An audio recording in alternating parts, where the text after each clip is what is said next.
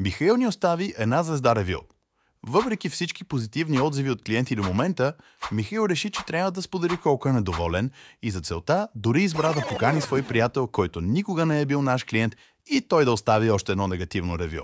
Нека заедно видим за какво става въпрос. Михаил донесе телефон си, който е 12 Pro Max, с една особеност и тя беше, че дисплей нямаше. Телефонът дойде отворен при нас и Михаил каза, че иска да му сложим дисплей, което разбира се направихме, но стандартна процедура е да поискаме някакъв достъп до телефона, за да може да тестваме новата част. Михаил, разбира се, каза, че код не иска да ни даде, телефона не трябва да се трие, понеже има информация на него и нямаше какво да направим повече от това да поставим дисплея и да му дадем телефона за ползване. А вие как смятате? Трябва ли да даваме гаранция за телефон, до който категорично ни е отказан достъп и клиента нито ни дава код, нито желая да ни го донесе изтрит, за да си направим всички тестове?